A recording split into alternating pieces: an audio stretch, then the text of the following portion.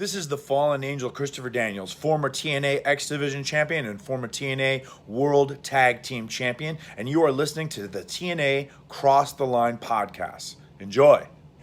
TNA Wrestling, Cross the Line.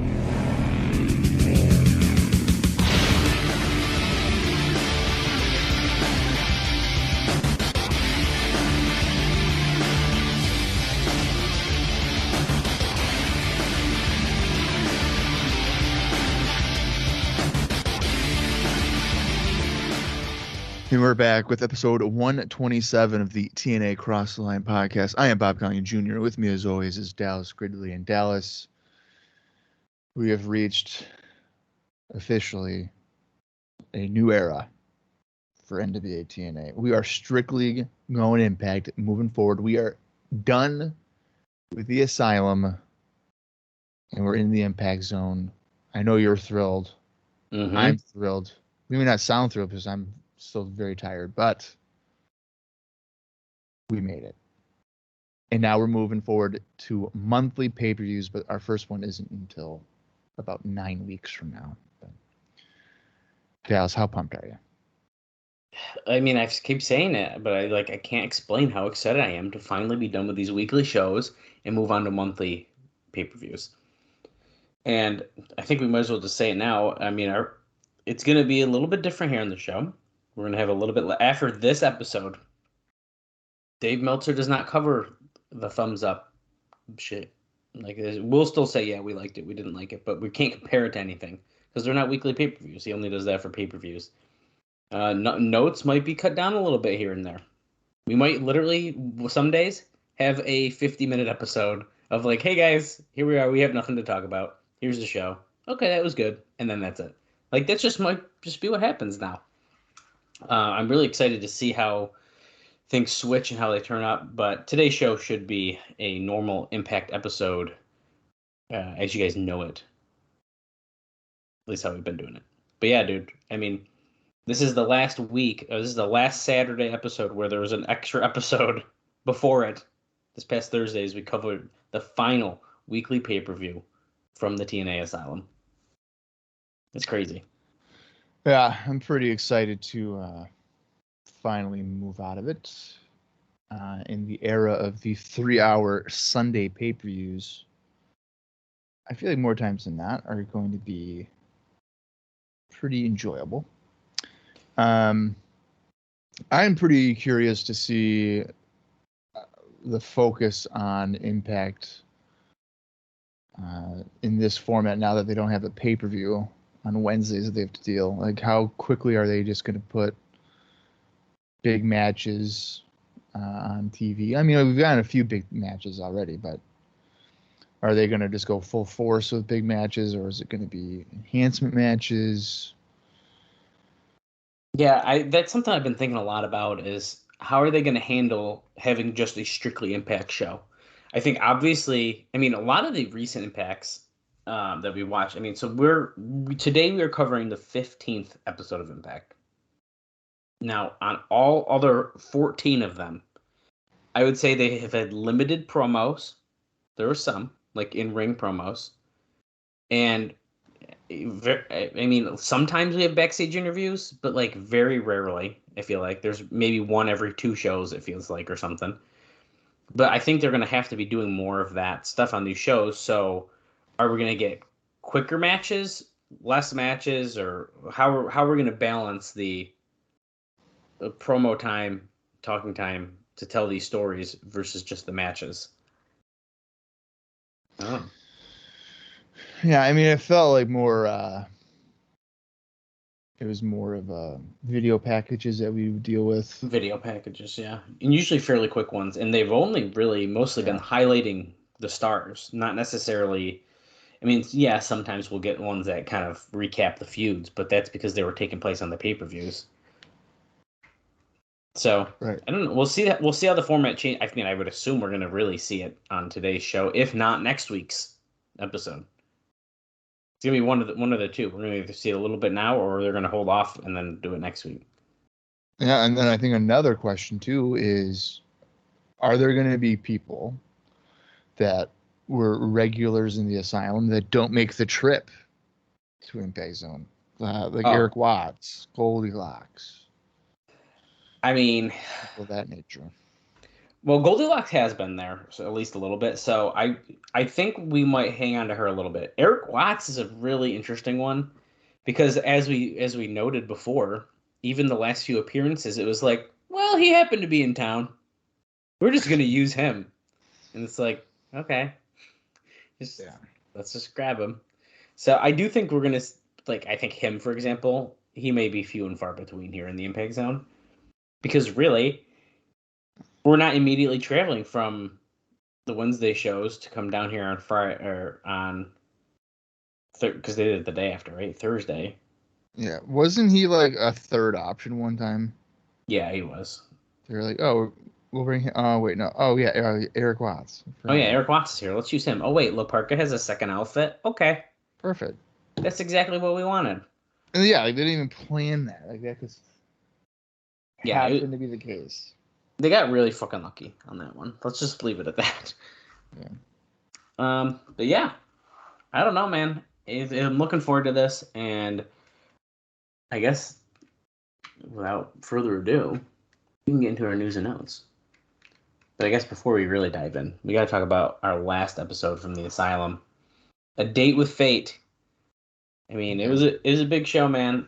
We both did end up giving it a thumbs up, even though I think we were maybe a little disappointed with the finish of the show, the ending. But we'll get there. Oops. Speaking of Eric Watts, I just clicked on his name.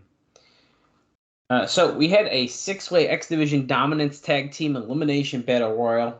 It was a gauntlet for the gold, without the gold. And there's a ton of teams involved in that. But it ended up being down to Jarrell Clark and Mikey Batts defeating Frankie Kazarian, or just Kazarian, and Michael Shane in 4 minutes and 36 seconds. That's after the Battle Royal part went 7 minutes and 30 seconds. So, big victory for them. I would assume they have to have a title match in their future. I mean, they keep that team. They've been doing a lot with them. So, we'll see. Yeah, I mean, I don't think it would be necessarily a competitive title match. Probably, No, I mean, probably not, but I think you just got to do it. Just to get it done. Yeah, I mean, it's a fine underdog story. But yeah, and then they lose and we move on. Desire, Eric Watts, and Sonny Siaki defeated Abyss, Alex Shelley, and Goldilocks in 7 minutes and 45 seconds. And it appears that is kind of putting the bow on that story. I think we are got to be officially done with that. Abyss ended up turning on Goldilocks. We'll dive into that a little bit more here soon. Then we saw AJ Styles defeating Kid Cash with Dallas in a best 2 out of 3 falls tables match in 12 minutes, 36 seconds. And Cash put Styles through the first one. Then Styles got the next 2 after that. Then we saw Dusty Rhodes, the American Dream, defeating Scott D'Amore in 6 minutes, 45 seconds. And we had a special referee, Bob, in Vince Russo in that match. And it seemed like Russo was maybe going to turn, and then he didn't. Pretty surprising. I really didn't expect that. Yeah, it seemed like, I believe it was like a back elbow or something like that. Yeah. That like Dusty seemingly like kind of purposely hit him. Yeah, it looked like Vince might have turned on him. But... yeah, it wasn't the case. I was pretty surprised, but sometimes they pull a sly one on us like that. The next match is pretty interesting. So it was going to be 2 separate title defenses. The Naturals were going to face America's Most Wanted and Triple X. Well, James Storm, he's injured. He couldn't come to the show. Then they took out Christopher Daniels. I believe they were almost teasing as if it was going to be just Triple X getting the shot at that point. They took him out, injured that shoulder further. Dude's had an injured shoulder for at least 6 months, if not going on a year, I feel like, at this point. I just feel like it's been injured this entire time. Yeah, it's been injured for a while, it seems. Yeah. So they had to find a team. We're thinking, oh my God, it's Jarrell Clark and Mikey Batts. They're getting their shot here tonight, which I think would have made sense. But they tricked us a little bit here. Because Primetime came out, and then his partner was Chris Harris. So we kind of had a mix of the 2 teams. It's kind of weird. And they won. We have new tag team champions. Yeah. Chris Harris is a tag team champion with Primetime. What the heck? I'm still like, can't wrap my head around that. I hate it personally. Yeah, I don't really love it, but well, they beat the Naturals 12 minutes, 25 seconds. I don't know. It happened. I don't want to be your partner, but I will. We have a common goal. Yeah. Common enemy. I don't want to be your partner, but I want to be champion more. We'll just deal with it. Let's do it. Yeah, I mean, that's pretty much what's going on here. Yeah. And now, Bob, the main event. I have a question. Yeah. Did you mention the tables match? Yeah. Okay. I don't know why I feel like I didn't hear it, but Yeah, it was. Yeah. Don't worry, I'm not forgetting that tables match. I love seeing Kid Cash and Styles fight. I don't know what I'm thinking, but yeah, go ahead. Sorry. That's okay. The main event, man. A Day with Fate. Swanton versus The Stroke. Jeff Jarrett versus Jeff Hardy. The biggest match in either men's career. The biggest match in TNA history. Well, at least according to Jeff Jarrett. It's definitely Raven Jarrett, but, we all know the truth. Yeah. Well, Jeff Jarrett retained the title against Jeff Hardy in 11 minutes and 9 seconds in what I thought was a pretty disappointing match. I mean, it felt very rushed. They didn't really do anything. Yeah. And they didn't pull the trigger. They didn't give it to Hardy. What the heck? Yeah, no, it was pretty confusing. It seems like, to kind of put a bow on it, I mean, Jarrett has really dominated the Asylum years. So, I mean, I kind of like, as a fan, you'd maybe think, okay, cool, end this era of sorts and finish off the Jarrett reign and maybe move on with Hardy moving forward. But in Jarrett's brain, as we've heard on his podcast, he trusts it. It's easy to trust yourself as champion compared to other people. And I think in some twisted way, he thinks that he's the biggest star in terms of name recognition on the TNA roster at this point. Yeah, I think that's probably pretty accurate. Yeah, which I don't think is accurate at all. But no, I don't necessarily either. It just sucks because when you have your champion / he's not really the owner anymore, but he's got a say in shit, right? He's running through your entire main event scene. Truly, who do we have that he hasn't faced? And there's one name I think we can both agree on that he has not beaten yet. Mm-hmm. And I mean, really, he's beaten everyone except Monty Brown. Yeah, I mean, at this point, though, he still is, like, part owner, isn't he? Well, I think he's, like, minority, but... Minority, yeah. So, I mean, yeah, I was more saying it like he's not... He's not a controlling owner. Yeah. He's just the guy, like, in the room that can say something, and then people are like, all right, thanks, Jeff, and then we're not going to do that. Yeah, except in this case, Panda wants him to handle the wrestling part of it. So I think... Right. So I think that's where, I mean, it kind of is... I mean, he's like, yeah, I think I'll carry the belt. People know who I am. And they're like, yeah, WCW. Yeah. Oh, yeah. Remember when you sang in WWF in 1995? Yeah. Yeah. Star. Yeah, it's great.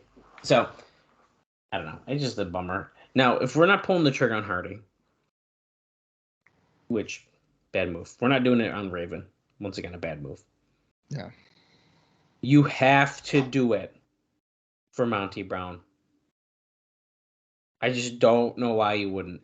And it seems that we are potentially leading to Monty Brown versus Jeff Jarrett at Victory Road.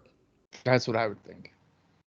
And you know what? If I have to wait 9 more weeks to finally get a new champion that's fresh and different in this company, I will do it. And I'll be glad when it happens.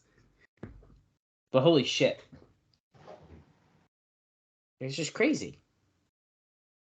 Yeah, that's you don't think they would do Jeff again? Jeff Hardy? Well, because I do think they would.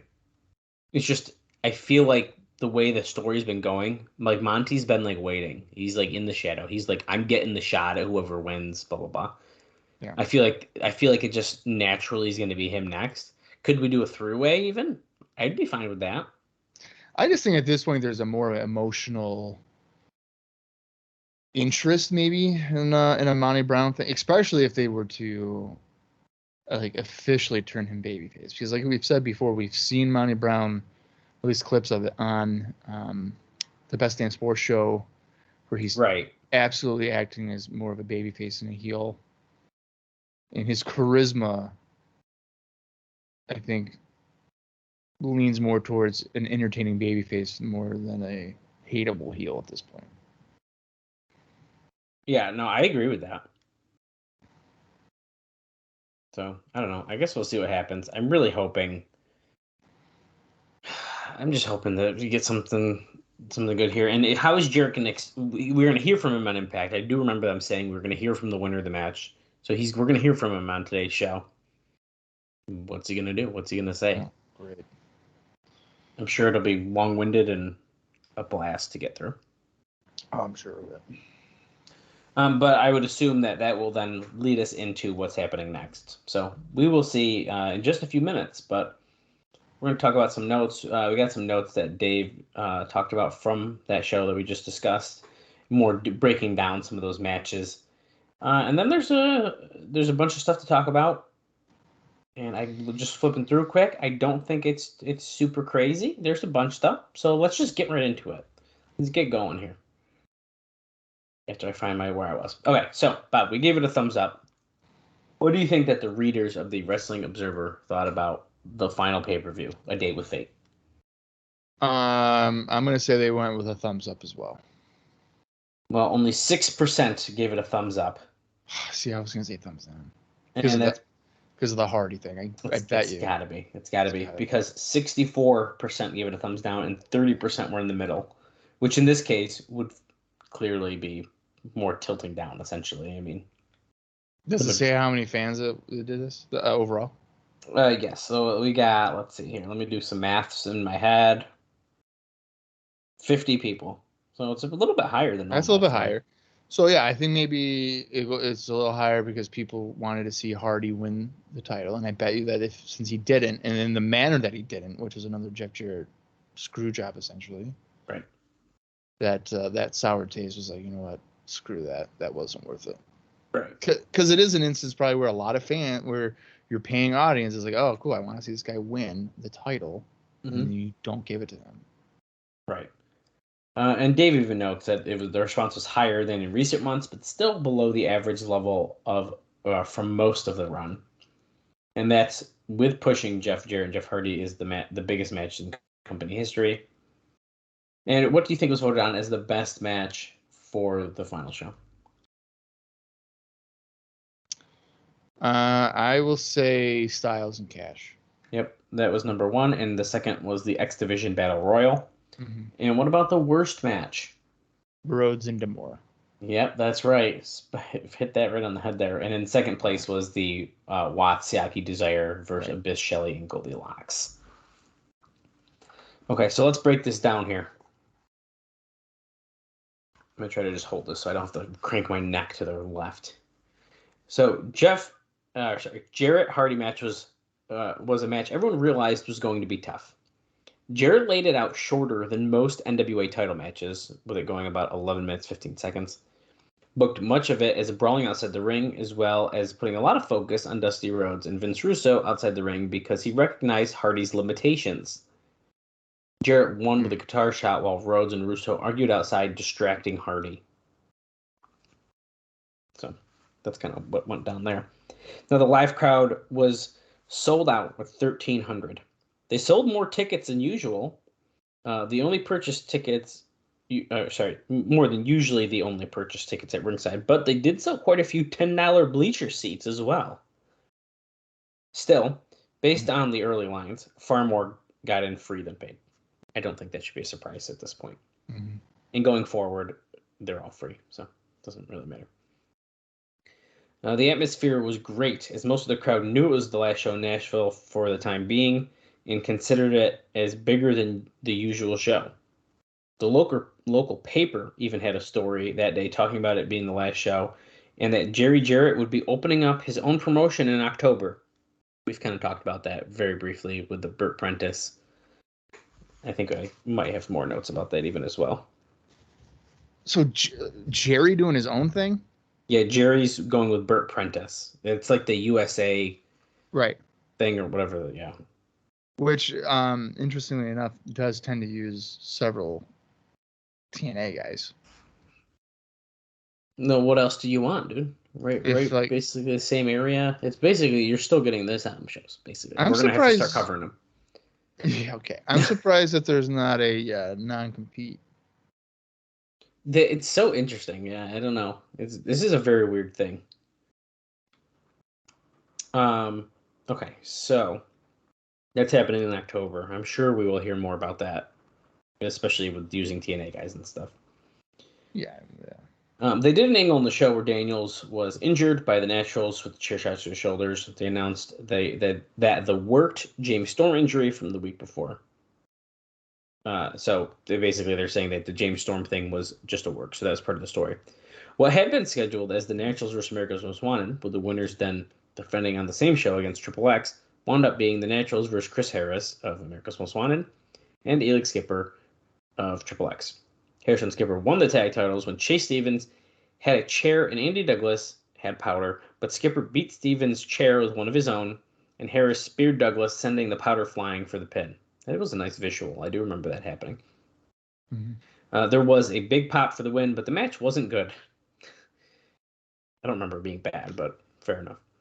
A big mistake is that Skipper is really carried by Daniels a lot as a team. I don't necessarily agree with that criticism that Dave gave him, but the decision was made since Daniels has had the prior injury that it would be an easier sell, but they sacrificed a lot with the match, as Daniels and Harris probably would have made a far stronger team. So he's being pretty critical of Elix Skipper there. But yeah, I don't think I agree with that assessment at all. I don't, because I like Elix Skipper, and I think he's been fine on his own. He was fine before Triple X. He's been fine with it. He definitely holds his own. Does like maybe Daniels keep structure of the tag match or something, or keep it going maybe, but I don't think Skipper looks lost in there by any means. No, I don't think so either. Rhodes versus D'Amore, with Rhodes winning with an elbow drop, was terrible. Unlike the previous week, when the crowd was into seeing Rhodes as the Midnight Rider as their private joke, this went 6 minutes and 40 seconds, and it should have gone a third of that length. I agree with that. Yeah, I mean, it definitely should have been shorter. D'Amore was wearing what appeared to be a Terry Taylor hand-me-down robe, which I think is a hilarious note, because even if it is, once again, as we noted, it's going to be freaking Bobby Roode's. Right. And it's like hilarious to me that it's the same jacket. Yeah. I mean, it does look like a Terry Taylor hand-me-down. That's a good comparison. It literally could be, because he's working backstage still, I think. Right. So, I mean, it literally could be. Yeah. And, like, now I need to know more than ever before.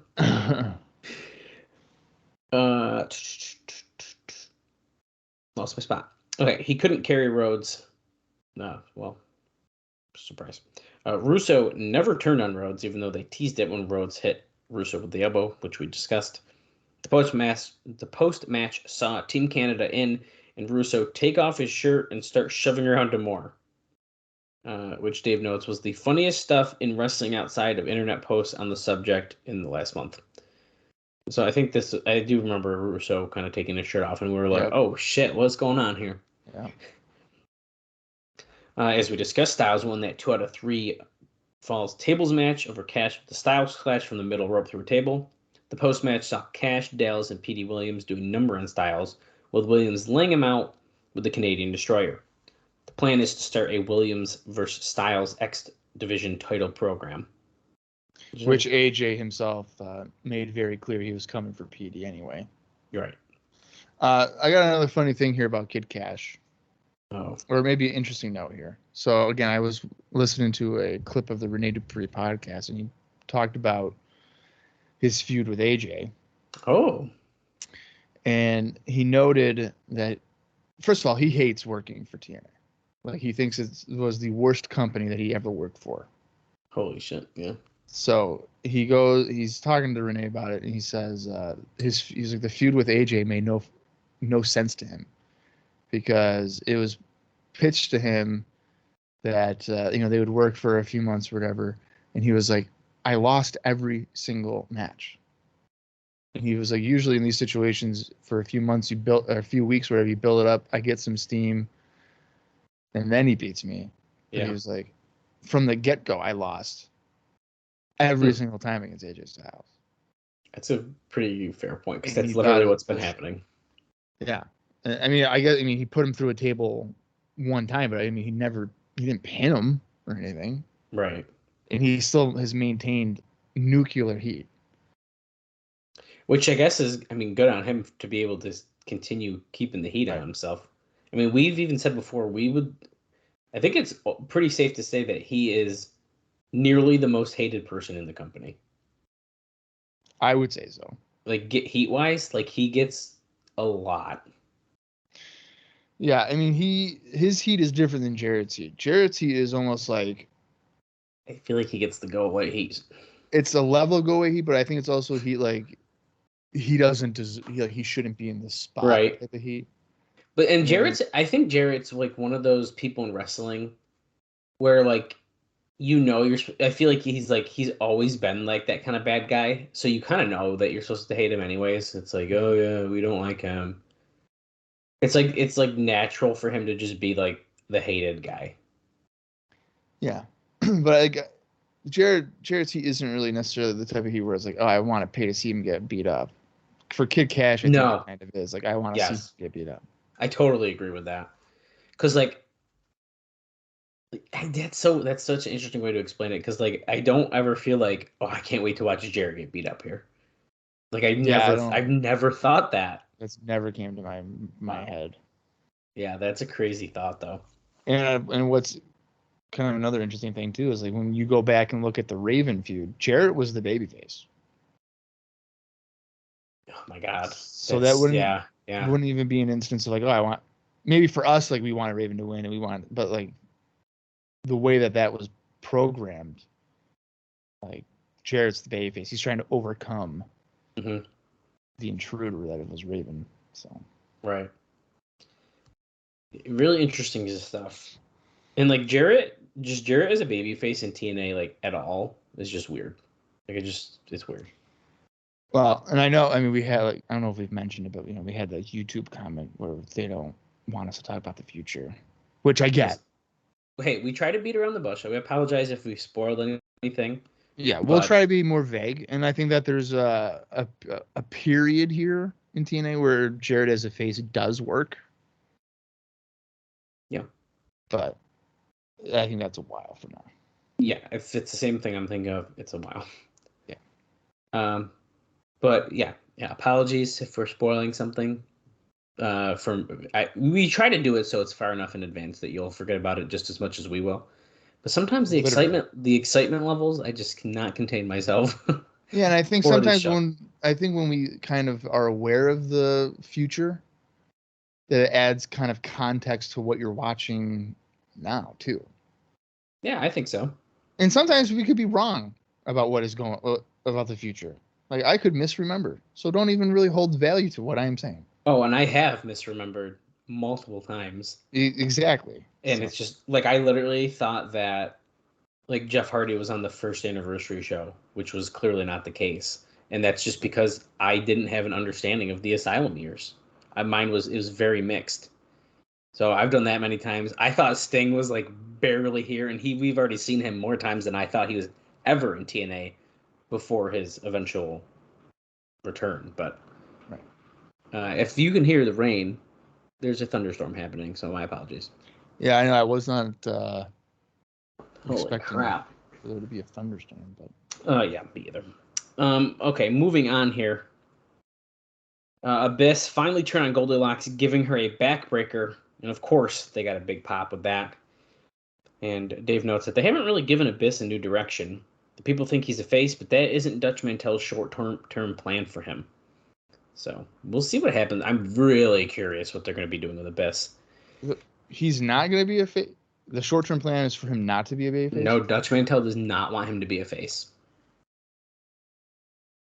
Okay, I mean, so he could break away from Goldilocks and definitely still be a heel. I think so. He's been looking kind of wimpy. Yeah. So if you break away from that and have him kind of just go back to being his like ruthless, scary heel, and like I could see that transition happening. Right. Instead of being a babyface. Because I don't think that Abyss at this point should be a babyface. Realistically. No, I don't think so either. Then we saw Mikey Batts and Joel Clark were the surprise winners of the X Division dominance match. The 16 Battle Royal came down to Clark and Kazarian. Then they turned it into a regular tag, and Batts scored the surprising pin on Michael Shane. Whatever this accomplished, with an upset, the crowd got into, well, it was nullified. Eventually, what we're going to see, because I was just reading something I wasn't supposed to read. Oh, boy. My apologies. I stopped myself before I did any spoilers. There you go. That's why I didn't have it bolded, and sometimes I do that just to continue it, and right. I just almost spoiled something. My apologies. Okay, so let's dive into some other stuff here. I'm going to start with something here because Dave Meltzer. This is the September 20th, 2004 Observer newsletter. There is he wrote a massive piece, essentially, about TNA starting its newest phase. And he questions what will make people shell out money to see the product and how they can get new stars over. And he just writes, 4 or 5, tons of paragraphs here about this. It's an excellent read. I'm not going to read it on here because we'd literally be here for probably 30 minutes trying to get through this. But he really breaks down it's almost a history of kind of where we've been with the weekly pay-per-views, comparing it to some WCW and ECW stuff as well. And he even points out, that the company's biggest problem is the current marketplace. And then he dives into some other stuff, that I am going to talk about because, bringing in names that we are hearing rumors about, like Kevin Nash and Scott Hall, which is going to be a greater expense, and giving the end result of the negotiations with and given the end result of negotiations in the past with those two, and other people like Randy Savage, Hulk Hogan, and Chyna that never went anywhere.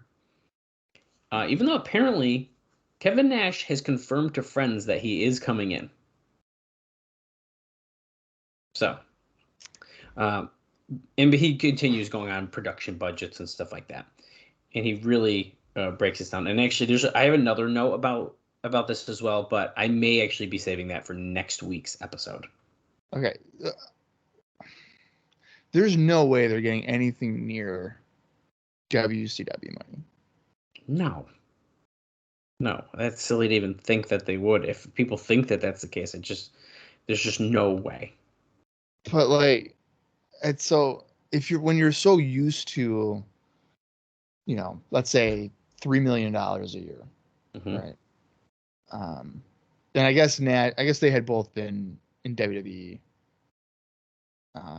since WCW and before this run, right? So let's say, that's still around the $3 million. But I don't think they're making that money even in WWE. But just for the sake of the argument, so you have that a year. You're probably working a few more dates, and then TNA comes around and they're like, "Hey, man, we'll have you come in for." I don't even know what a ballpark could be. I know. Yeah, I have no clue. Remember our top number? We were paying $3,500 for an appearance, and it was for Scott Hall, I believe. Well, I believe initially it was more like 7 or 8, and then their numbers you cut it down. Fudged. Yeah, and they had to cut it down to 3 or 3,500. Now with the Panda backing and stuff like that. Obviously, we're paying for TV, but with their financial backing, if they think that it is an investment that is worth it, they may be willing to pay something more like that. Right, but I mean, they're not going to be like, "Hey, here's $3 million." No. Kevin Nash. Absolutely not. Not in 2004. Yeah, I mean, I would have to imagine it'd be a low six figures, right? Like, it would have to be. And then if I'm Nashing them, if it's let's say it's like $250,000, they have to be like, I'm only working pay-per-views then. Oh, yeah. I mean, it's right. It's got to be something crazy. I almost want to say that that's still too high, but you never know. Well, and let's just keep it like simple. And in terms of like numbers, so like let's say it was $250,000. I would bet that Nash and like Hall would be like, okay, we'll do that, but we're only doing 6 dates. Yeah, they're gonna work something like that. Yeah. Like 6 wrestling dates. Like we'll do interviews and whatever. We'll talk. But when it comes to matches, we won't even do 12. Like don't even try to say once a month. No. We'll give you 6. Yeah. That's what I would have to think. Hall, you could probably get more because I feel like he actually kind of enjoys wrestling. But like Nash, he's just like, yeah. Right. I'll do a handful. Right. So yeah, it's really interesting, and the note I am saving, I think we are going to be talking about that. Like I said, I think I'm going to save that for next week because it kind of relates off of that, and I think it'll make sense once we get onto next week's episode. The Impact on September 3rd did a 0.17 rating, which was the Friday of Labor Day weekend, and the 8/27 did a 0.12. And now these numbers are considerably lower than their average of about 0.25 range that the show has been doing up to that point, and do seem to indicate, even with small audience, that they are drawing from a loss in momentum. But once again, as he even noted, it was a holiday weekend, so I think we need to keep that into perspective. Yeah. This is kind of interesting. I'm hoping that we'll hear the note about this eventually on Bob's end, and by eventually I mean January, because there's Wrestle Reunion happening in Tampa. And apparently on this show, whoever is holding the NWA Tag Team titles is going to be defending it against Dory and Terry Funk. So keep that in mind. We're going to hold on to that until January. In January, so that's 2005. Yeah, it's noted. It looks like the weekend is the 28th through the 30th.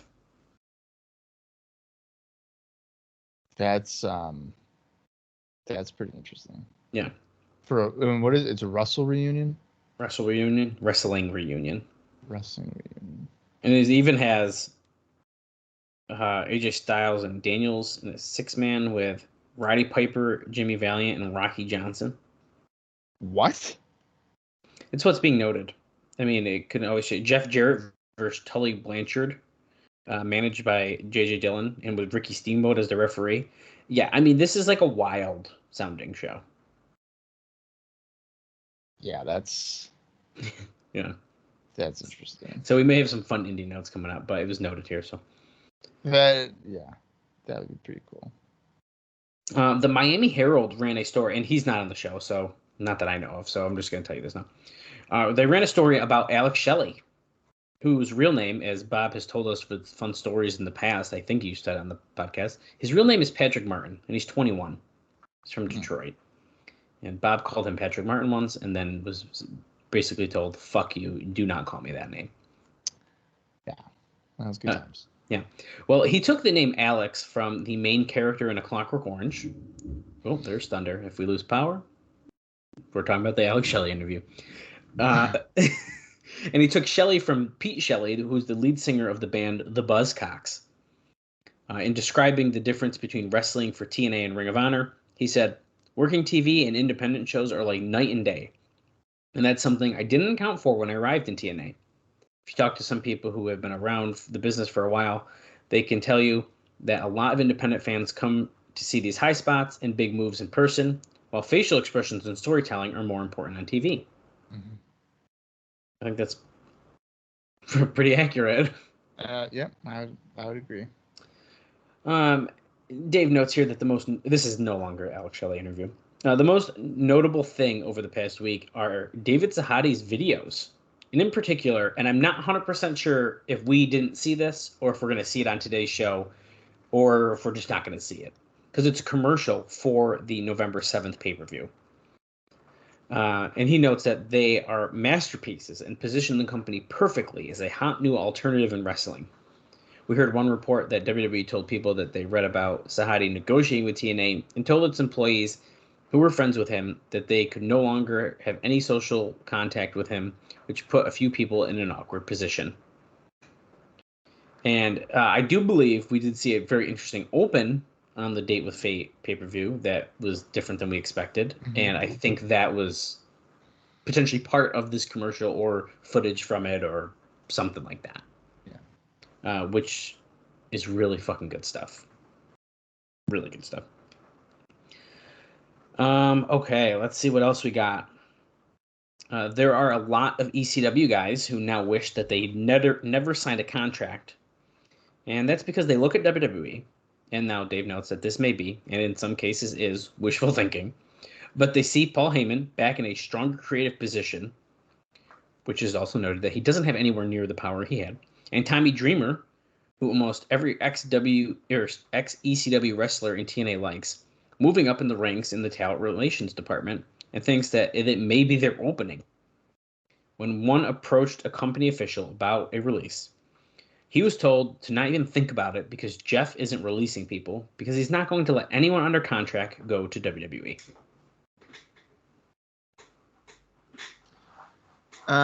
Who would they be really referencing? I mean, Kid Cash, I guess, could be somebody. Kid Cash is definitely the biggest on this list, I would say.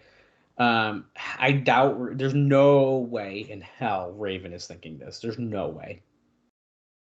There can't be. Is Sabu under contract? I know he's obviously out currently, but he could potentially be in that. Shane Douglas, maybe. I know he's doing more interview roles, but I don't think that Shane Douglas could see himself going back there. I don't think so either, but I'm just trying to think of other ECW type guys who would think that. You know, Vito had not signed a contract as far as I know, and it's even noted, actually, that Alvarez says he seems to be gone. So it may not be him anyway. I truly don't know. I'm trying to think of other people under contract. Yeah, I mean, Diamond and Swinger? Diamond and Swinger might be true. Jerry Lynn works as an agent. He's not really as much on TV, but I don't think he's like, I'm going to go to WWE and make an impact right now. Yeah, I mean, I don't really think that there's that many ECW guys right now. Yeah, I mean, I think that's pretty safe to say. And certainly not under contract. Diamond and Swinger, you might hit that one right on the head. That one might be right. Diamond and Swinger could be it. I mean, that I could see. Yeah. But, hey. Jarrett appeared on camera on that Burt Prentice's TV show in Nashville briefly this weekend as they promoted their new group that runs the Nashville Fairgrounds. I think there is another note that kind of bounces off of that, unless I'm or thinking wrong. Nope, it doesn't look like I do. I do think it might be noted in maybe a future thing, but basically it's like he never appeared on TNA camera, and then he's immediately on screen, essentially for this new thing with Burt Prentice. So it was kind of an interesting note. Mm-hmm. Oh, let's see what else we got, Bob. I'm kind of jumping around a little bit, but okay, I actually only got a couple more things. Cool. This is kind of related to what we just talked about because you're probably wondering why I'm going to say this, but there's a Tom Pritchard update. So Tommy Dreamer replaced him, which is kind of what we just talked about. He's moving up the ranks in talent relations and everything.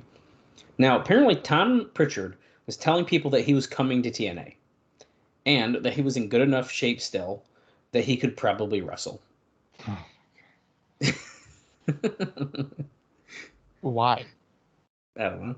I would assume he's not going to wrestle, but I mean, I like Tom Pritchard, but I mean, TNA's, I think, well past Tom Pritchard wrestling for them, right? I would think so. You don't think so? I would think he's not going to wrestle. Okay. Like, that sounds like a 2003 thing. Yeah, I think we're over that. It's like Terry Taylor and Sabisco. Yeah. I think we're past Tom that. Pritchard could come up too, yeah. Bobby Dean. Right. I'm gonna butcher this name, so my apologies. But Rob Naimi, maybe. I think that's right. He is through with the company now that the Impact tapings have moved to Tuesday nights. Now, they haven't just yet, for the record. We're in the process of moving them. He was working in the gorilla position, but won't be able to anymore due to a scheduling conflict. He took the opportunity to bury Johnny Fairplay, whom he hates. The two had an altercation in a bar a few weeks back, and he said in part, quote, "This guy is a nobody and is going to get what he deserves eventually. I just hope it is me who can dish out what he got coming to him." Dixie Carter thinks that Fairplay and Rupert in a Survivor versus Survivor gimmick is something that the fans in TNA want to see. Yeah, nothing like watching two non-workers get in the ring to totally stink up that joint. Sounds like great entertainment to me. So he's just throwing it all out there on his way out. I mean, he's right though. I mean, he's definitely right. I would not want to see that. Absolutely fucking not. Pat Kenny did a radio interview, and he was really excited about his new character. Now, we've briefly discussed the new character, and that's the Empire Saint. Now, Pat said that Bill Banks played a major role in development of this, so remember that, is what Alvarez points out. Remember who did this. He said that he liked the idea of moving to monthly events because it would take some pressure off creative team and allow them to build storylines, angles, and characters to make the matches mean more. And then he basically spent the rest of the interview talking about quote, real sports. I'm saying quote because I hate when they say talking about real sports, including his baseball team that he plays on. And then I have one final note here, and I think, a couple small ones to talk about during the show, but Dixie Carter in a Nashville newspaper article basically said the reason they were moving to monthly events was the fault of the pay-per-view providers. Quote, "The consumers are conditioned, really, to pay for a major event once a month," which is hilarious that they're just talking about this. But she said that the company wasn't completely abandoning Nashville, as 15 or 20 full-time staffers were going to remain at the office on 10th Avenue. And then the only other really thing that she points out, because a lot of it is just Alvarez talking crap about everything, is that Carter's claim that Victory Road would attract 55 million cable and satellite viewers.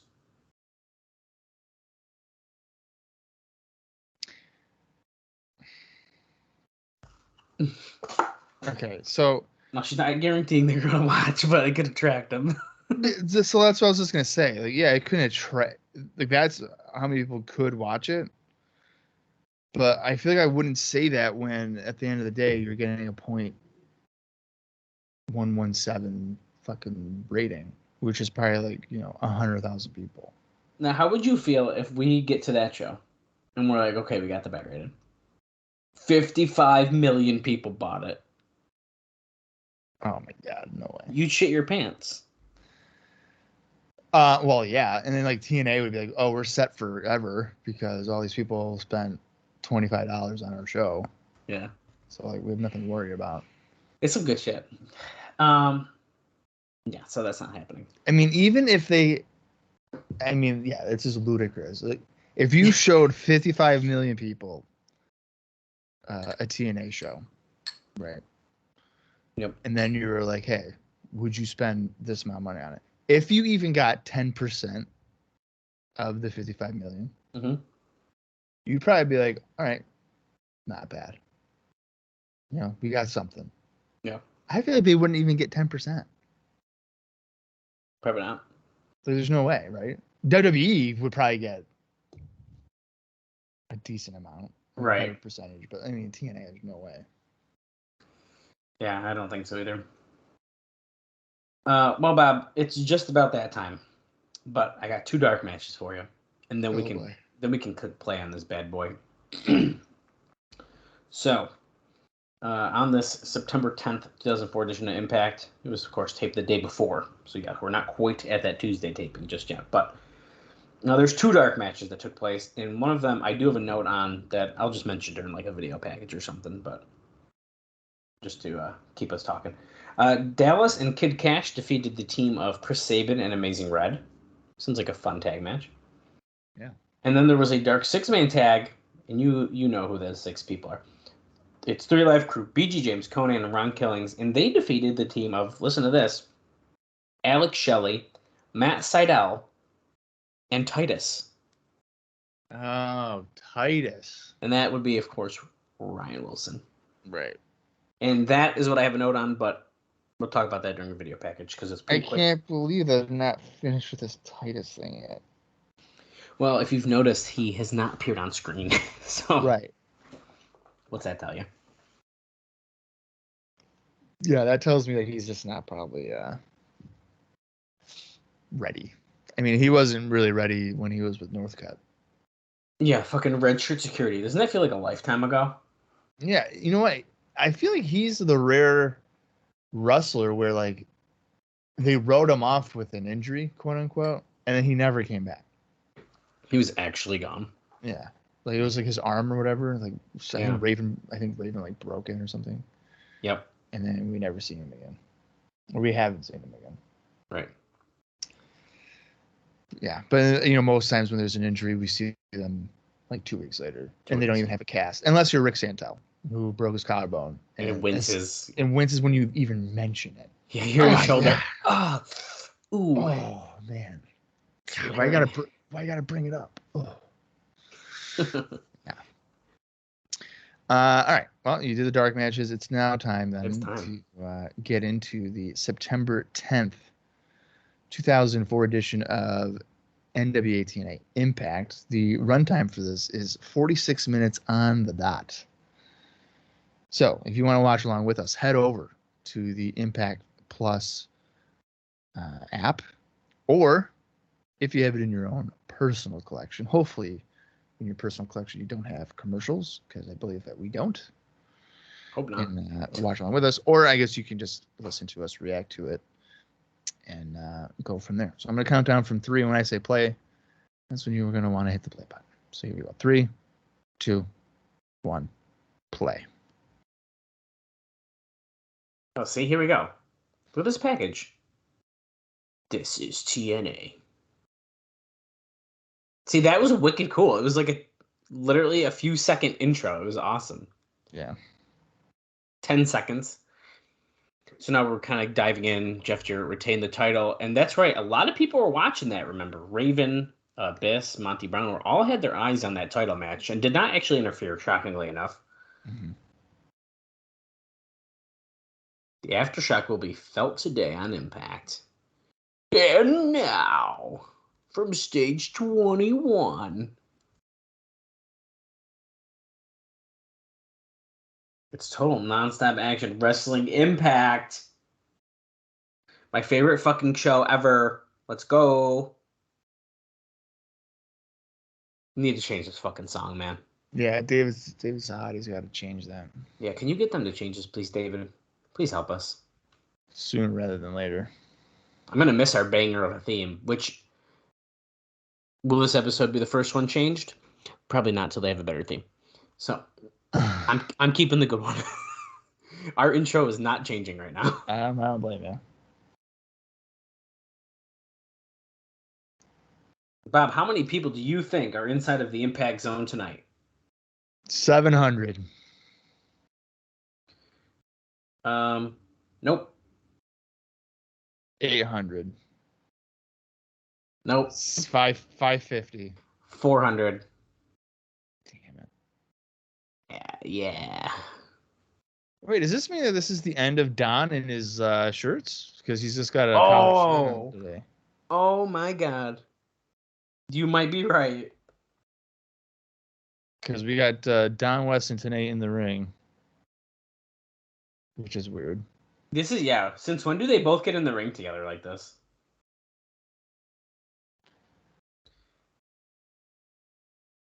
Get out of here. Bullshit. They just said they had to turn away 1,000 people into the asylum. You liar.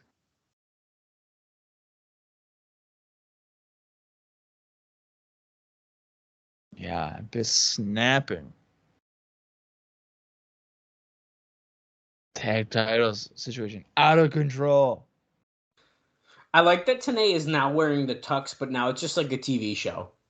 So now it's like just that. It's like kind of, I know he was doing it before, of course, but it's just kind of funny because before it was like, oh, it makes sense. It's pay-per-view. He's trying to be fancy. Yeah. Now we're just like on TV and he's like, I'm wearing the bow tie, the tux. Isn't that something that he wears like forever?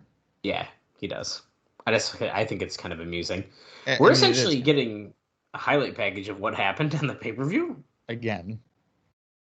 which, Like that's how the show started. and that one was better because it was like a quicker one. This is kind of breaking down the tag team title thing, or sorry, the X Division Dominance tag team. Right. Which Stuff. Mikey Batts and Terrell Clark won.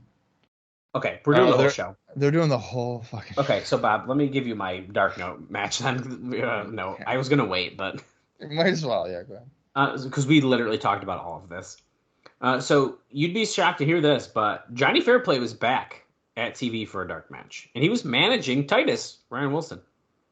Oh, wow. He was given a new story this week. It's the same. Dixie Carter wants him because she personally signed him, and they were going to use him against Rupert. That will probably change weekly because no one else wants him around. Carter even insisted that he be put back onto the website. What is up with that? Yeah. Why is she so obsessed with Johnny Fairplay? I don't know. Isn't it weird? I meant to tell you about this. I believe Just Incredible posted a photo with Johnny Fairplay. And he wrote something like, oh, miss you, dude. And I think people in the comments thought he died.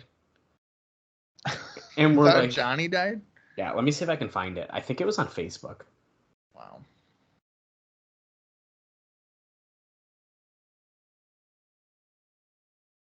Anyway.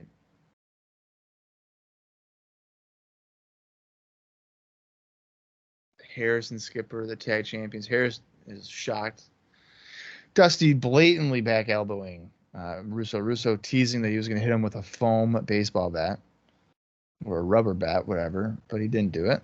And instead, as he makes the cover, he kind of contemplated counting to 3. So he writes, miss you, brother. And it's him and Johnny Fairplay. Right. The comments, someone goes, sending love with a heart, and then writes, big hug. So they definitely thought he died. Right. And then someone else commented, is that naked Midian? Oh my gosh. Then you got the Impact Fair players. Those are the comments that we got on that.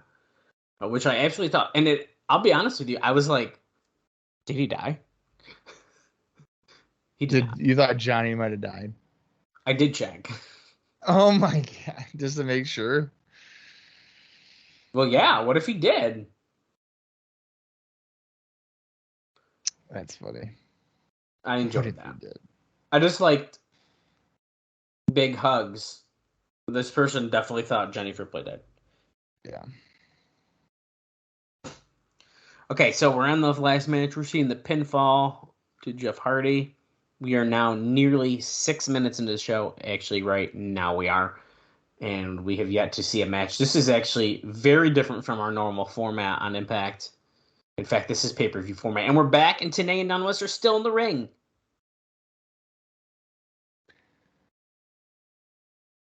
Yeah. So we are 6 minutes and 20 seconds into the show, and it's been literally just a recap of the last pay-per-view, weekly pay-per-view. Oh, they're on the way to Victory Road, so we're going to see Hardy and I believe Styles team up next, they said. So we're going to commercial. So you tune into Impact. You just saw all that shit. Now you're going to commercial. We've seen nothing yet. I suppose if you did not watch the pay-per-view, you would have been a lot more interested. But we did. We watched it. Right. And now I think as a viewer, I probably would have tuned out before the conclusion of that nearly 6.5 minute recap video. Well, because, like, come on. And now we're coming back and we're seeing more highlights from the pay-per-view. Oh, wait. Okay, It's so the this best is... of the tag teams. Okay, so this is advertising the extra pay-per-view this Wednesday on pay-per-view. Me and Bob will be covering the hits. No. Oh, no, he said no. Sorry, guys, No, I take it back. We are not covering the hits. How much do you want? So it says the hits of the run. It's got to be mostly probably from this year, right? 100%. In fact, a lot of the clips are showing our six-sided ring. Yeah. Oh, there's an old one. That was there's a wicked another old one. one. Okay. So there's a couple. Oh, they almost. Well, we made did. it. Okay. We did have a 4-sided ring in 2004 as well. Yeah, you're right. And they did just say the best hitting matches from 2004, I think. Yeah, they did. Look at this. Wait, this is kind of a cool way that they just did the cuts for that. This is another Impact commercial. Dude, we are... Hold on. 8 minutes in, and we've seen nothing. Is this just a clip show and we don't know it? Dude, what is happening?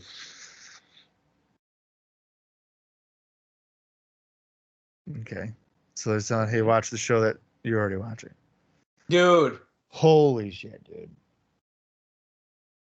Dude, another AJ Styles kick cash. We're getting that, isn't it? About the tables match. Oh my god. Well, you know what? If we get all these out in the first 10 minutes and then the last 30 is matches there or whatever, then fine. I'm telling why you are right they now, showing that? Why did they just show that? I would have been tuned out. I would have clicked away and then I would have tried to click back in to see if it's done with recaps. Well, dude, if you watched the pay-per-view, you're wasting your time right now. Right. If you didn't, like I said, you'd be hooked because this isn't WWE where they're showing you a picture with sound behind Stills, it. right. This is actual footage from the pay-per-view. Yeah. Which is nice. I mean, they've always done it, though. I feel like TNA has never shied away from, here's a fucking clip from the pay-per-view. So I feel like they normally would show you the footage, but they would not show the finish. That's fair. Yeah. Looks like here comes the former NWA Tag Team Champions, Andy Douglas, Chase Stevens, the Naturals. Dude, every time I look at these guys, I'm like, they're a wicked good team. Because you know what makes a good tag team, Bob? Matching attire. Of course. It's just the truth. I'm not disagreeing. The pink, black, and white, dude. We got a little Bret Hart going on. He is Bret Hart. Look at the hair in the face. It's Bret Hart. Fucking laser lights, dude, in the impact zone. Andy Douglas is Bret and Chase Stevens is Owen. Oh, yeah. Yep. Yeah, that's definitely what's happening.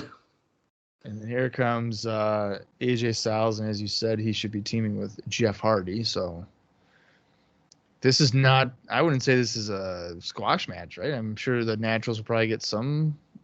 I would have to assume. Some steam here. Actually, my final note is about AJ Styles, Bob. And I could have even mentioned this earlier, but I figured I'd save it. Styles is said to be thrilled about getting away from working with Kid Cash and going towards Petey Williams. Styles has a certain type of high-flying match that he likes to do, and most veterans don't want to do it, so he tries to get opponents who do. So, well, and I'm sure to some extent that he might be kind of aware of Kid Cash's attitude. Yeah, just a little bit, I'm sure. So, yeah, that probably doesn't help. No. And here comes Jeff Hardy. Let's hear, does his theme have audio or lyrics? No. No. It doesn't, but on the pay-per-view, it did. Well, it's probably a bigger deal on the pay-per-view. He's not wearing that weird jacket this week. He's also not wearing any glow paint. It's kind of throwing us off. Well, he looks good here. The last Impact, he had the green and everything, right? Well, that looked like baby shit all over him, yeah. Right. So, yeah, I don't think that was necessarily a good look. No, I like this look. He's got the fishnet shirt on, the wet hair.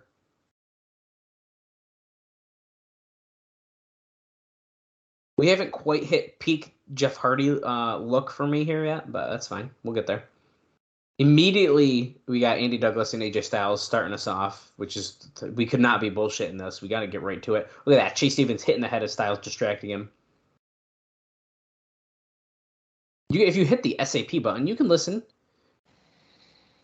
Oh, you can listen to Savio Vega do Spanish commentary, they just said. Look at that. And I missed the first name, but I'm assuming it's... Savio Vega, one of the greatest mystery opponents to ever appear on pay-per-view. Replacing Shawn Michaels at No Way Out in 1998. Wow. Didn't know that. You didn't know that? I don't think I did. It was so funny. DX was like, oh, we got a mystery partner for an 8-man tag, and it's fucking Savio Vega. Wait, with DX? Yeah. Because it was originally supposed to be like Steve Austin and I think like Cactus Jack and Chainsaw Charlie and maybe another person against Shawn, Helmsley, Billy Gunn, and Roadhouse. So it had to have been 4. So there's another guy in that match. And then maybe it was like Shamrock or something. Wait, okay. Well, never mind. We can talk about it off air. Remind me about that. So it wasn't Shawn Michaels. And I forgot who they were like teasing it as. Maybe Shawn would be there. But then it ended up being Savio Vega. That's hilarious. Which, I mean, if you kind of really look at it, Savio and Steve Austin did have a history, obviously. No, that's a fair point. So like, it does work a little bit, but it's a horrible surprise. Like, this is bad. Well, as we know, Savio Vega should have won the... was it the 1995 King of the Ring? Or was it 96 that we watched that he should have won? 95. 95. That's what I thought. And then he should have won the Intercontinental title. Absolutely. And you can listen to us cover those shows over on IcoPod in the archives. Yeah. So it was Stone Cold, Owen, Cactus, and Chainsaw against Triple H, Vega, and the New Age Outlaws. Wow. In a non-sanctioned match. I know what I'm doing when I get off. I might actually check it out. I don't think I've watched that show in like ever. So. The Naturals have control here. Double team on AJ Styles. Arms behind the back. Nice kick to the chest by Chase Stevens. If they hit the Natural Disaster, Bob, it's done. Well, no one's kicked out of it. Which is pretty and impressive. It is a good finish. Dude, I've been loving the transitions into it too. Yeah. How many double team moves do you think, that's got a cool transition to get into it? Look, here we go. Oh, here we go. That's what I'm saying, dude. Oh, Styles broke out of it. Oh, is it? It's almost like a reverse tilt-a-whirl into it, dude. I love it. Oh, yeah, goes for an elbow, but Styles goes for another. He moves again. I mean, here comes Jeff. The only other thing I could think of is like the 3D, maybe. Okay, that one I could see how you could have a cool setup for it. Yeah. Ooh, flatliner by Hardy.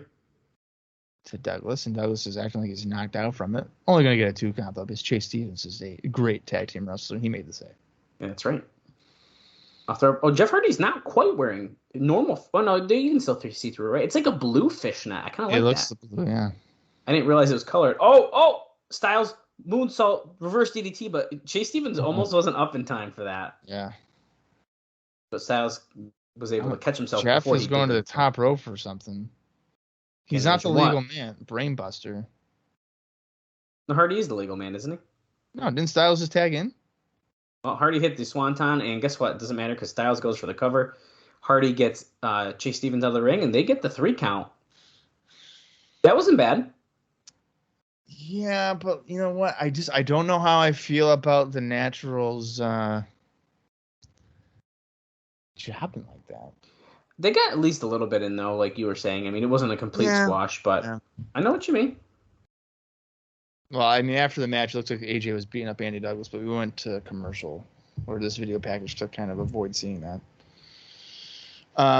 Yeah, I mean, listen, my whole thing is when you have 2 guys that have been teaming for years compared to Styles and Hardy. Right. It probably should have been a little bit more competitive. But now it's Shane Douglas talking to Dusty Rhodes. And they also told us up next is Monty Brown, for the record. Let me tell you, Shane Dog, what's going down. There's a communication. Oh, he's been talking to the Midnight Rider.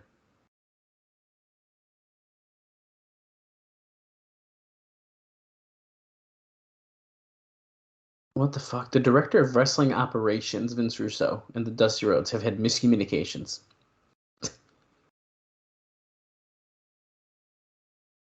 He's going to strive to get things right, and the bottom line is that Jeff Hardy and Jeff Jarrett, it was one heck of a fight. Wow. A lot of confusion surrounded the event.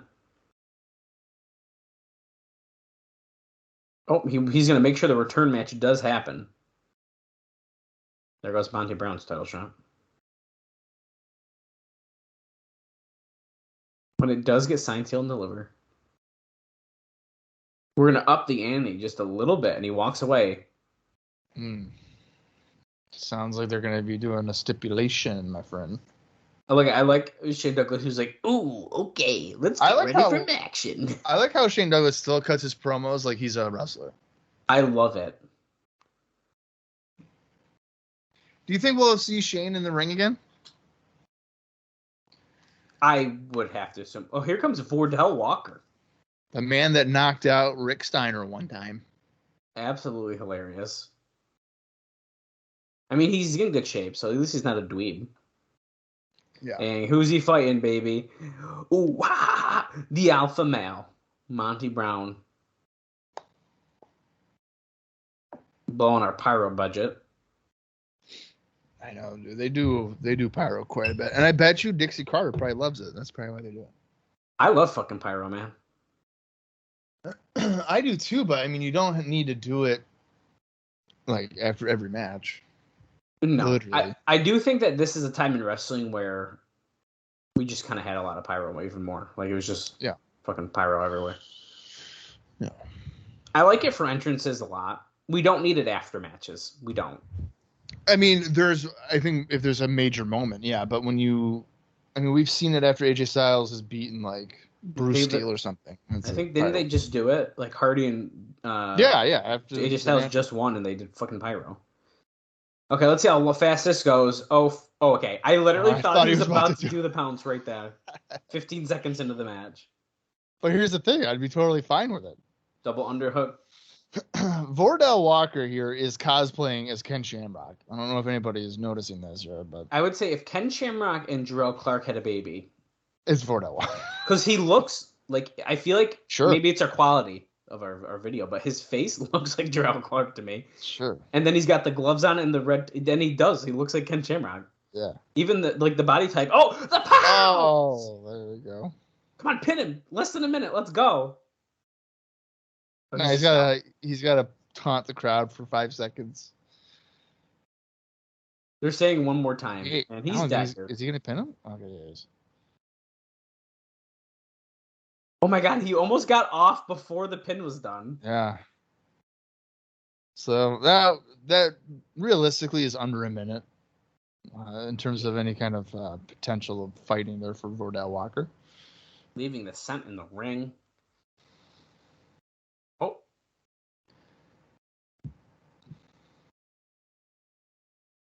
I cut him off, but he said, I'm coming, and this is a very dangerous something. I don't know what he was going to say. Place, maybe?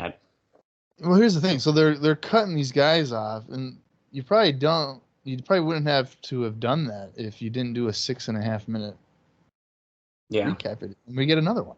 Holy shit, dude. Are we serious? Well, so up next, I believe they just said that Mikey Batts and Jarrell Clark are coming out to fight. But so now we have to, of course, show that they won the dominance match. If you're following along at home, we are 21 minutes and 3 seconds into the show. So do you think they're doing this because it's like, okay, the last weekly pay-per-view will give people full context of what is going on, and then maybe next week is when it's like not as heavy on recap? I mean, because what else could you be recapping? Right. I don't think we're going to be seeing nearly as much recaps. Maybe this is kind of like you said, we have fresh eyes now. They know we're not just pay-per-view show, and maybe they'll tune in because they'll get full context of these stories and matches. Yeah. So here's kind of where we left off. And here comes Michael, Shane, and Kazarian. Holy shit, so much pyro. You couldn't even see him. Jeez. Oh, we're not doing our handshake tonight, guys. We are all business. They look pissed. Kazarian looks pissed. Yeah, so that's good. We are motivated. So that's good. I just want you to remember. I like that they are a bit serious here and pissed off. You can tell. Let's not forget that when they taunt toward that hard cam, there is no one sitting there. Right. With 400 people in that building, no one is there. Which is really sad. Mikey Batch and Jarrell Clark, a tag team I never knew I needed to see. And here they are. I do remember liking Jarrell Clark quite a bit, and it's because at 6:30. When I first saw him hit that move, it was similar like Jason Cross when he hit the crossfire for the first time. The first time, really, only time I ever saw him hit it. Yeah, because since then, I mean, he just doesn't. He doesn't really do it well. Jarrell Clark got a 2 count, and he proceeded to taunt them, saying, "I got a 2 count." 15 seconds into the match, and now he's getting double teamed in the corner. But he's firing back with some elbows and forearms. Cut off by a kick by Shane, and kick to the head, and a swinging neck breaker by Kazarian. Mike Posey not really enforcing rules here. No, he's just letting it go. He don't care right now. Oh, Kazarian dropping Clark over the top rope and then kicks him to the apron. It looks like the scroll there is just telling us the results from. Which is kind of, I didn't think about that, Bob, but usually they tell us what's happening next Wednesday. Right. We're probably not really getting that. I wonder now if it's going to be like, hey, on next week's Impact, right? I mean, that would probably make sense. I would assume, but I could also see this thing just disappearing until they do. Oh, see, here we go. Never mind. Advertising the best of the tag team.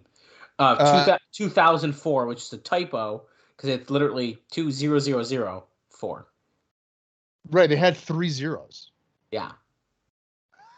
It's 20,000. I saw that scroll by earlier as well, but the problem is I didn't see what was before it, so I was like, maybe it's a radio station or something. Yeah, right. You know, I don't know.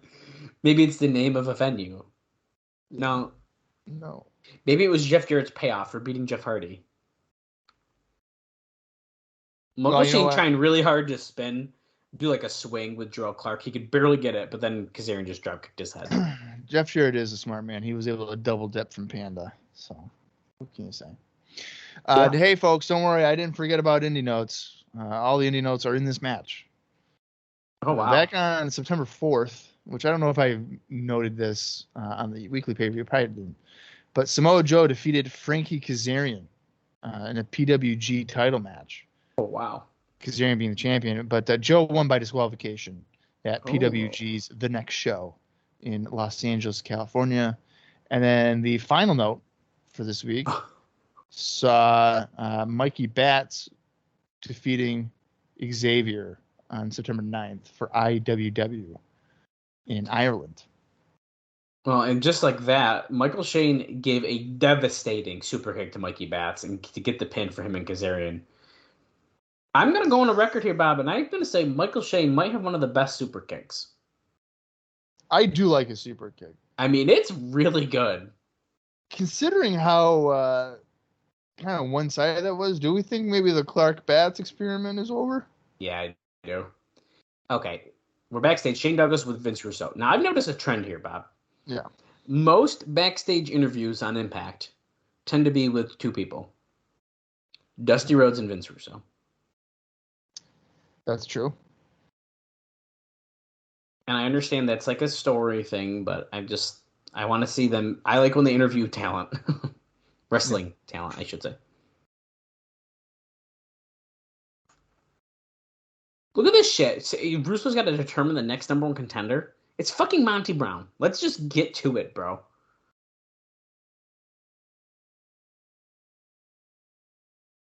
The next person who faces Jeff Jarrett is going to be the best man that he can find. So he was saying it could be like Hardy, Raven, Abyss. Ryan Brown, Abyss, or someone not even in the company. Big Sexy. I was just going to say, could it be a tease for Nash or Hall? Brian O. He doesn't even go by Brian Owens. He's just Brian O. This guy looks like a scrub. I feel like this is not going to go well. No, because here comes Abyss. Yeah. Oh, boy. All right. Well, there's... Well, wait a minute. That's the heel side. Right? Oh, that's a really good. Well, yeah. I mean, So he's probably still a heel.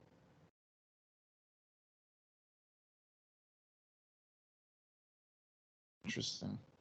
the possibility that he might go outside, potentially an Oh, outsider. God, no. That's a Dude. hit. Dude, are Oh, we no. serious? Wow. Okay. That is a hard hit, right? Come on. Holy shit. Today made sure he was like, yeah, we could go somewhere outside, potentially an outsider. Like the way he said it, dude. Yeah. He knew what he was doing. Yeah, he did. Brian O definitely forgot to get his spray tan on here. And don't worry, he comes out of corner, ducks the clothesline by Abyss, slaps Abyss in the chest, and he gets chopped instead and gets taken out. And big splash in the corner. No, he hit a fucking elbow. Comes back. Okay, that was not good. He was trying to duck a clothesline, but I don't think he was supposed to. Right into the post. Fuck you. You fucked me up. So you're getting a fucking shot to the post. And Abyss is taunting. And he's turning around. And big splash in the corner. There might be a reason we can't click on Brian O's name on Cage Match. Yeah. Probably because his career short-lived. Victory Road, November 7th. Oh, Bob, we are officially on the road to Victory Road. Oh, black hole slam. Damn. 1, 2, 3. It's about 1:08. All right. Brian O was 27. Absolutely dominating. That was suggesting that Brian O was dead. He's gonna be when they go backstage and Biss goes, "Why the fuck did you do that?" Yeah. Up next, 6 points of impact. Oh, so we're gonna hear Jeff Jarrett on the 6 points of impact with Jeff Hammond. Okay. So it's not an in-ring promo. That's interesting. I actually think I like that better. I feel like these Jeff Hammond things though haven't been the best. No, but you know what? I don't hate him as much as I thought I was when we first started with these. I was like, "Yo, fuck these." Why does it look like Jeff Hammond's like at the TRL studios? Yeah. Wait a second. Established territory. Is he just talking and he's not talking to Jarrett? What the heck? Yeah, is it about Jeff Jarrett and not with him? Maybe Experience Edge. Number 3 is that Jeff Hardy underestimated Jeff Jarrett. Give me a break. Okay, this I do not like. I like it when they talk to the person. Heart and a lot of endurance.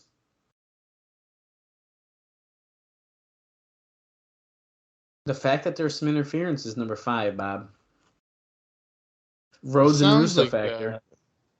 This sounds like Jeff Hammond's like turning heel. He's done. Maybe Jeff Jarrett is there threatening him, saying like, "You better say these words." Could be. Win at any cost is the As you 6th point. Jeff Jarrett trying to throw Jeff Hardy out over the balcony and kill him.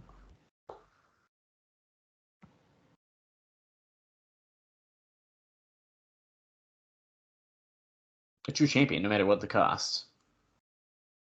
Oh my God, Bob! Did we jinx ourselves? So here comes Jeff Jarrett now. Jeff Jarrett's music's playing. He's coming out that tunnel. Yeah, we fucking jinxed ourselves. He's not in his ring gear, so he is in fact just talking. As the last quarter hour of the show has begun.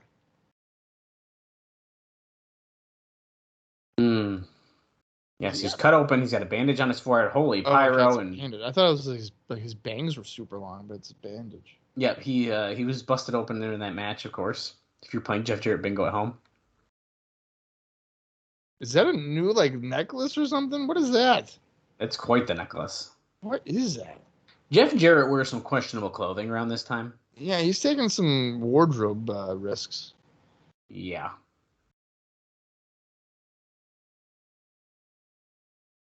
The lead analyst is a NASCAR driver for your wrestling show. That's just interesting. He's helping analyze. And I know he has his own FS1 show, but still. He's got a black eye too, or what? Sure looks like it. His left eye?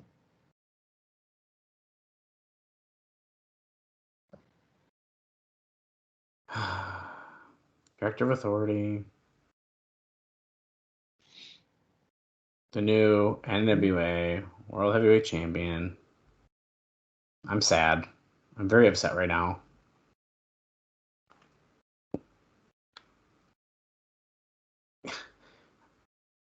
I'm asking somebody why I'm standing here, right here, once again. Because you booked it, Jeff. Yeah, why is he standing here, the NWA champion?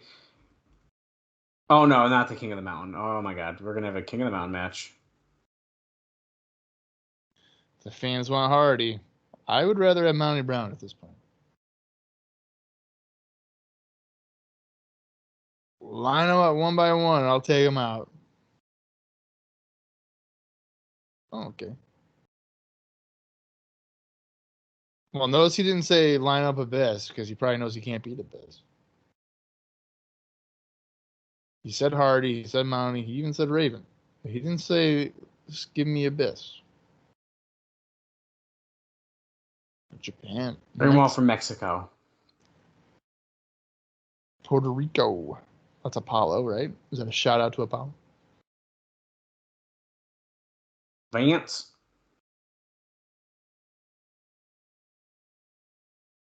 Oh my God. Bring in some outsiders. Fucking Jesus Christ. They are really fucking doing this right now.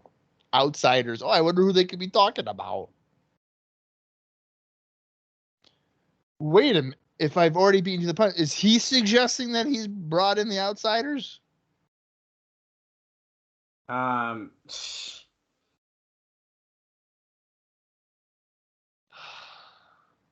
half of America's Most Wanted. I don't know. Are they gonna already become like a watered down WCW? Because if I see Kevin Nash and Scott Hall come in here with Jeff Jarrett, and it's like, oh, NWO again, I'm gonna freaking lose it. Okay, highlight package again, Bob.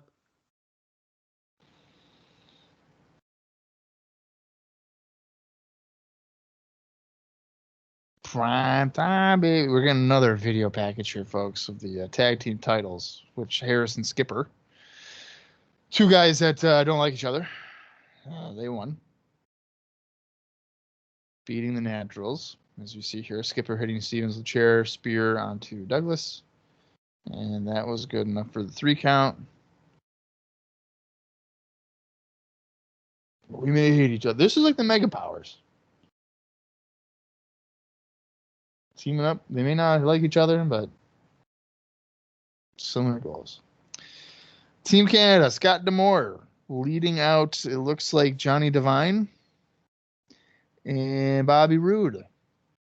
And some more pyro. That's a much better camera angle. They usually do that pyro angle with Team Canada, like zoom super far out. So I really like that. They probably had to do it like that because there's no one in the crowd, but Yeah. I liked it better. Who's the greatest?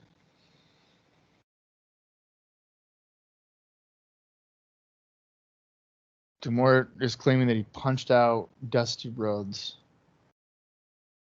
which I mean isn't really true because he lost. Oh, here we go. Is this so? Harris? I'm assuming Harris and Skipper are going to be wrestling or teaming up, right?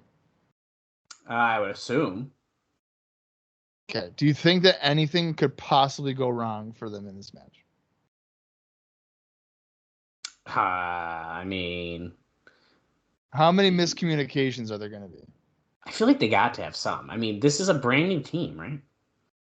Well, I don't even know if it's a team. Like, if they don't want to be a team, like I hate this. It's so stupid.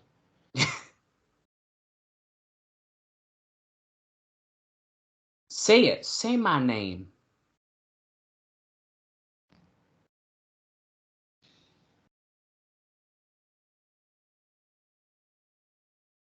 They're really hyping up a fucking recap show of the best of matches. You don't want to miss the matches that aired 7 months ago. Harrison Roode kicking us off here. Harris tucking a clothesline. Fez press, left hand punches. 10-minute time limit. I don't believe this is a title match, right? Not to my knowledge. I feel like they would have done the whole held up the title thing here, but we're brawling ringside. We're going crazy. Who knows, dude? Wouldn't the time also be Yes, longer? it would be longer. Yeah, that's actually a really great indication on Impact because the title matches end up being 30 minutes. Right. So that this is definitely not a tough spin kick here by Skipper to Divine. Dude, Skipper is so freaking good. Very Unfortunately, underrated. Unfortunately, Meltzer thinks that Daniels is carrying him. So He also isn't like Monty Brown this whole time, and like he's been pretty damn good almost the entire time, and he's only gotten better, I think. Right. It's all right. Meltzer's not the brightest, I guess. Harris and Skipper working together, stomping away on Johnny Divine. That Tenay's confirmed it is, in fact, a non-title. Thanks, Tenay.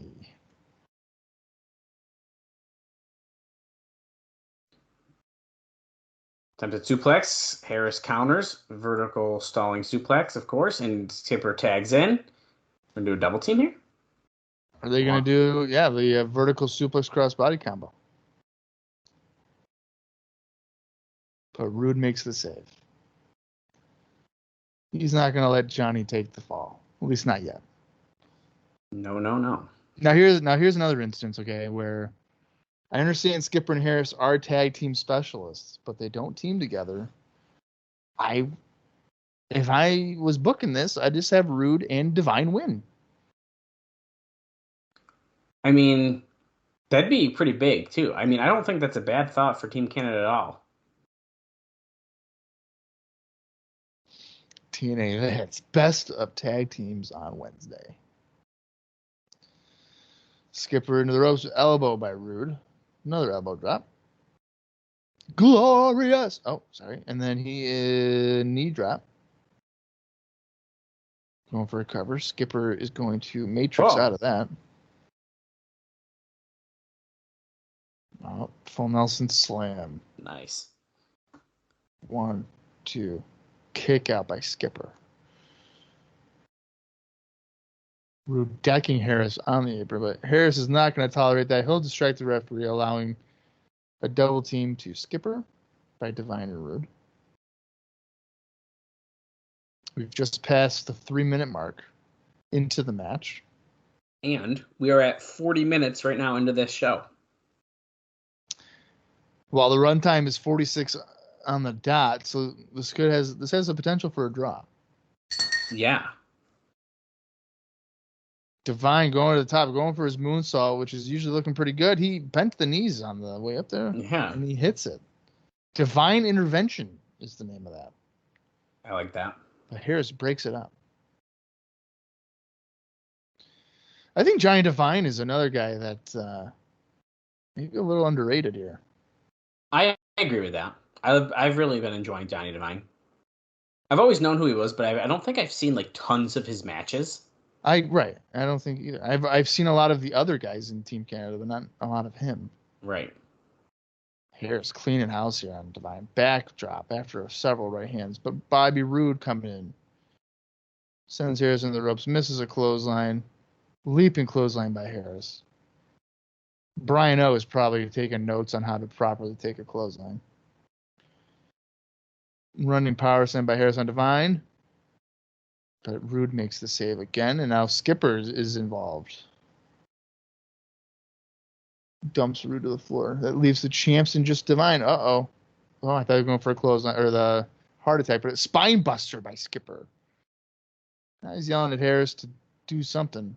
Are they going to do the death sentence? Oh, come on. Don't do that. Oh, no. Heart attack. See, but they're doing AMW shit. But Scott D'Amore hit Chris Harris in the back with a hockey stick. Skipper. Oh! He took out Scott D'Amore with that corkscrew clothesline from behind, though, by Rude. The Northern Lariat.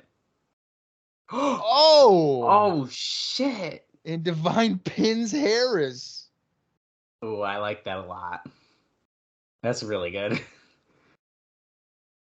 I I think that's great booking. That's exactly what I would have done. That was awesome. That's how it should be. Skipper and Harris are not a well-oiled machine. The Rude and Divine are. I think that's perfectly fine. Wow. The more saying that they're the number one contenders, and I mean, how could they not be? Here comes the rest of Team Canada. Eric Young, Petey Williams, and we're going Eric down. Young is he limping? This is Young. Oh, he's not even like kicking them, man.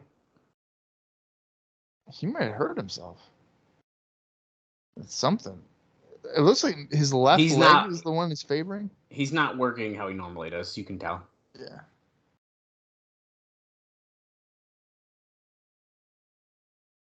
Is someone going to make the save or what?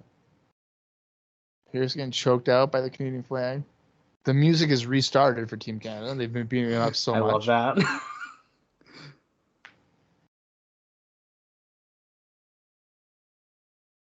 Someone's got to be coming out. Who's this? Daniels and Storm.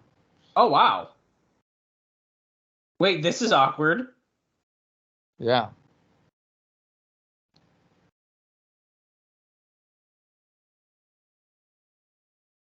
Harris and Skipper are up and they're going. Here comes the Naturals. Okay. Are we going to end the show on a massive brawl or what? Dude, every impact ends like that. Probably, what, 3 live crew are going to come out, right? That just seems like the next scene. Yeah, there's Ron. Conan. I don't see BG James anywhere. It began as a dream. Oh, wait, is this our commercial? It looks like it.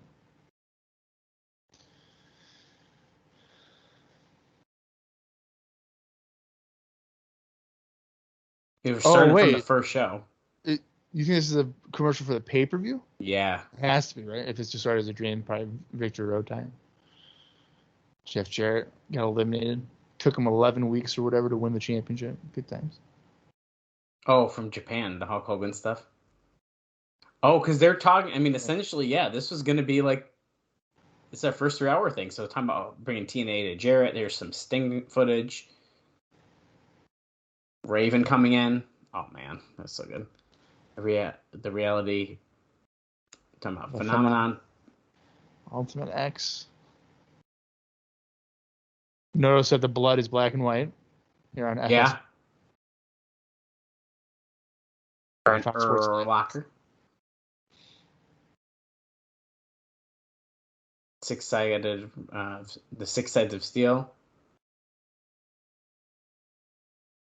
This is cool.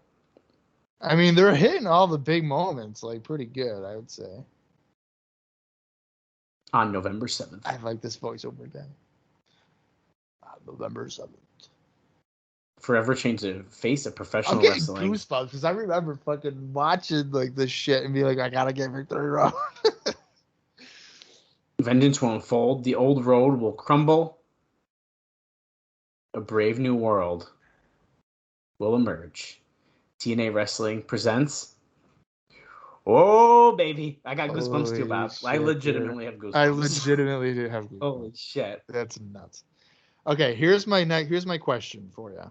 And I just thought about this from that video. Is we get a same closing video package thing from the beginning. The Outsiders thing, okay, and they show the Hogan stuff. Do you think maybe there's an attempt to tease that it could be Hogan? I wouldn't be surprised about that. Now, I know Hogan's not an outsider, technically, folks. I get it. But I could see that being a tease. Outsider of the company. Right. Yeah, and then you just happen to, have a focus there on Hogan a little bit. I don't know. It's just a thought, maybe. I don't know. All right, Dallas, what did you think of that edition of Impact? At first I wasn't sure. With the video packages, I was kind of like getting a little irritated. I was too. But I actually think that ended up being a pretty good episode of Impact. I liked it. Yeah. I mean, once we got past the 6.5 minute starting point of video packages, it turned into being pretty decent, I'd say. I did like the booking of the main event with Rude and Divine going over Oh, I mean, that I think prime was time and the Harris. peak of the show. I mean, that was the best Yeah. part for me. Yeah. I would say this is a lower level Impact. Yeah, but I almost think it was better than the past couple weeks, even because of the fact that, I mean, that main event alone, the booking of it, I think was pretty good, and at least like some stuff happened because on the last couple episodes, it was really just like here's some squash matches to get us on TV. Yeah. I mean, I'm hoping it can only go up from here. I think it will. But and I think after all those video packages, I think we're going to be a little bit smoother going forward. Yeah, I mean, I'm a little nervous about this whole outsider thing, though. I really don't know how I feel about the potential of Nash and Hall coming in, if that's what they're teasing. Right. That's got me a little worried. I can see that not going well. No, I agree with that. So, all right. Well, I don't have anything else for. I don't either, man. I'm ready to get into the next episode of Impact and the rest of Impact. And Bob, as we keep saying, I think we said it last week, we are officially on the victory road. And I cannot wait to get to that show. Dude, like you said, I got goosebumps. That thing when that voiceover is saying those lines, dude. We read the note already. That was fucking awesome. Yeah. David Sahadi, thank you for coming to TNA because we freaking needed that video packages like this to be happening. Yeah, that was pretty cool. And I am looking forward to watching Victory Road, a show that I have not watched in a long, long time. So it'll be pretty cool to get fresh eyes on that. But before we get to Victory Road, we still have 8 more weeks of Impact. So buckle up, folks. We still got a little ways to go, but in just a short amount of time, we'll reach our destination, and that destination will be Victory Road. But until next week for some more Impact. For Dallas Gridley, I am Bob Colling Jr., and this has been the TNA Across the Line podcast.